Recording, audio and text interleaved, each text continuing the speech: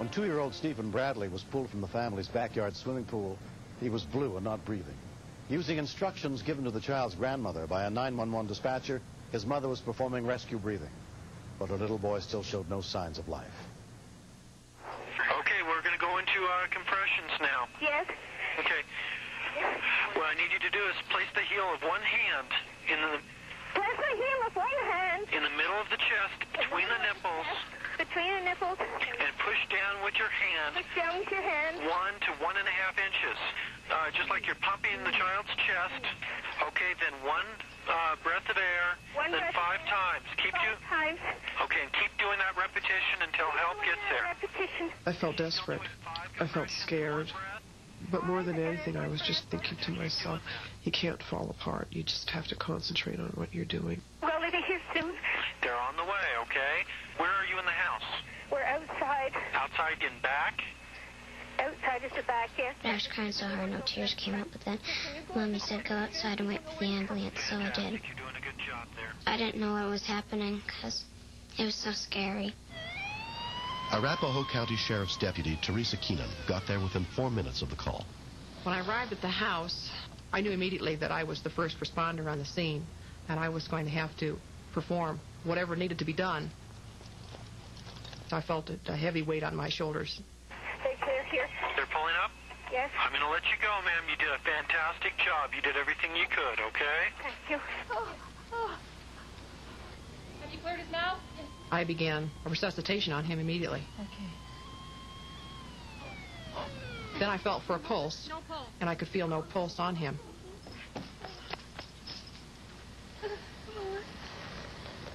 Come on, baby. I thought he can't be dead. He has to live. Okay, go. And I was feeling really guilty. You know, how could I let something like this happen?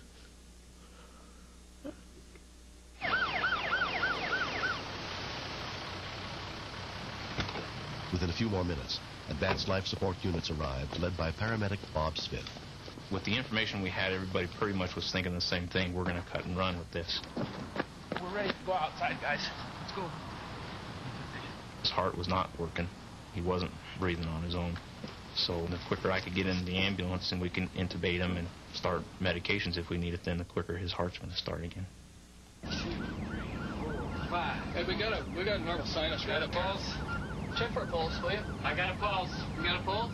We knew because his heart rate came back that we were getting the oxygen into him that he needed. All right. That's good. That's good. All I can do now is hope and pray for the best outcome. Stephen was admitted to Littleton Hospital, where he was examined by emergency physician John Riccio. Anytime we hear about a child coming in whose heart is stopped, we all initially have a very emotional moment where we kind of are a little bit scared and a little bit angry, and we all say to ourselves, how can this be happening?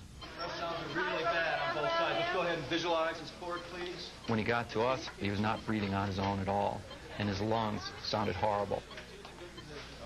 He had been in the water for several minutes without oxygen, and he was just in serious condition at that point. Let's mix up the 200 milligram drip dilan and get it into him.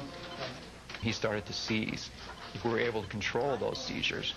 Directly following that, however, Stephen started to posture, which is even a worse sign of brain injury.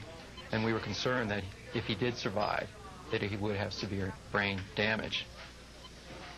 Let's go ahead and just give him repeated treatments. At that point, I thought, okay, he's alive.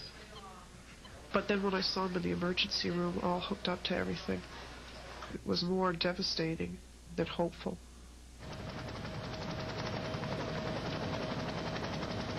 Two-year-old Stephen was transported by airlife helicopter to Porter Memorial Hospital in a coma. His mother and father stayed by his side for 4 days. I just held him in my arms, and finally he woke up.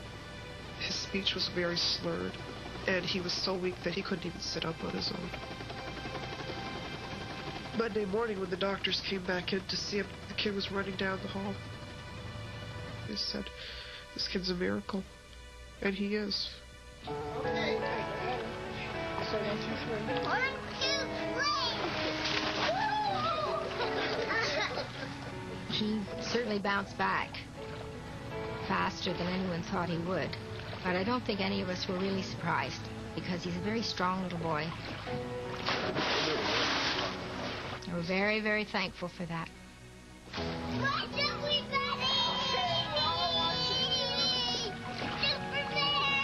I think we were always pretty careful about watching our kids, but it's made me realize that all it takes is a minute to have an accident. If you're moving, it's a very disorienting time, and you got to be especially careful because your kids don't have a routine, and you don't know what kind of trouble that they can get into. We should have had a fence put in before we moved into the house, but we've got a big fence now and a padlock and another lock. And I still worry. Okay, you don't yell at them. Although 2-year-old Stephen escaped without injury, his parents have been changed by the incident. You find yourself realizing how precious life is and how quickly that can be snatched away. They look pretty, don't they? So you do your best to appreciate everything that life has to give you. You might have little flaws, you know. It makes you realize that our kids are our priority in our life, and that we're very, very, very fortunate to have them. And it sort of made me more of a humble person, just being given a second chance and having Stephen back and having him back 100%. Oh, it's starting to wake up.